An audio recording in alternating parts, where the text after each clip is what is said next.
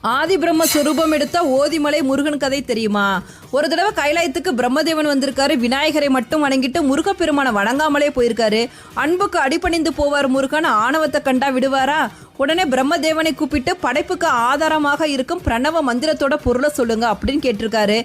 பிரம்மதேவன் பொருள் தெரியாம திருன்னு முழிச்சிருக்காரு. உடனே முருகப்பெருமான் பிரம்மதேவனை இரும்பு சிறையில் அடைச்சிருக்காரு. அதனால இந்த ஊருக்கு இரும்பறை அப்படிங்கிற பெயர் வந்திருக்கு. பிரம்மதேவனோட படைக்கும் தொழிலை முருகப்பெருமானை எடுத்து செய்ய ஆரம்பிச்சிருக்காரு. முருகப்பெருமான் படைக்கும் உயிரினங்கள் எல்லாம் புண்ணிய ஆத்மாக்களா பிறந்திருக்கு. இதனால பூமியில இறப்பு விகிதம் குறைஞ்சு போயிருது. பூமி தாயோட பாரம் அதிகமாக ஆரம்பிக்குது. இதை பத்தி சிவபெருமான்கிட்ட முறையிடுறாங்க பூமி தாய். சிவபெருமான் முருகன் கிட்ட பிரம்மனை விடுவிக்க சொல்றாரு. சுவாமி மலையில பிரணவ மந்திரத்தின் பொருளை சிவபெருமானுக்கு உபதேசம் செய்த முருகப்பெருமான் ஓதிமலையில் வேதங்களை உபதேசித்தார் என்கிறது புராணம். வேதங்களை ஓதி உபதேசம் செய்ததால் இந்த மலைக்கு ஓதிமலை அப்படிங்கிற பெயர் வந்தது. கோயம்புத்தூர் மாவட்டத்தில் இருக்கிறதான் ஓதிமலை முருகன்